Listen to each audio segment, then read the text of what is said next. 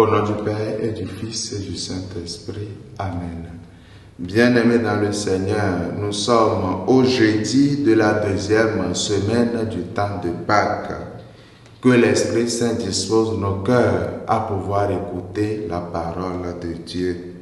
De l'Évangile de Jésus-Christ selon Saint Jean. Celui qui vient d'en haut est au-dessus de tous. Celui qui est de la terre est terrestre, et il parle de façon terrestre. Celui qui vient du ciel est au-dessus de tous. Il témoigne de ce qu'il a vu et entendu, et personne ne reçoit son témoignage. Mais celui qui reçoit son témoignage certifie par là que Dieu est vrai. En effet, celui que Dieu a envoyé dit les paroles de Dieu, car Dieu lui donne l'Esprit sans mesure.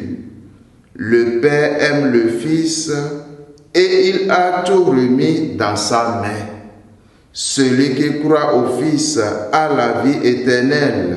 Celui qui refuse de croire le Fils ne verra pas la vie, mais la colère de Dieu demeure sur lui. Acclamons la parole de Dieu. Louange à toi, Seigneur Jésus.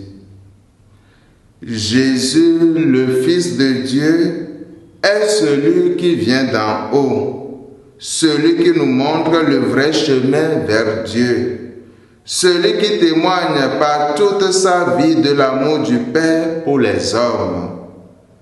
Pour comprendre le témoignage de Jésus, il faut accepter de croire en lui, accepter de croire qu'il est vraiment le Fils de Dieu et Dieu lui-même. Sans cela, le cœur de l'homme reste fermé à la grâce. Il pourra comprendre certaines choses avec l'intelligence, mais le cœur n'assimilera pas les vérités profondes du témoignage de Jésus. La foi ne s'impose pas. Le chrétien ne peut être que témoin de sa propre foi et inviter les autres à découvrir le message de Jésus et à le reconnaître comme Seigneur et Sauveur.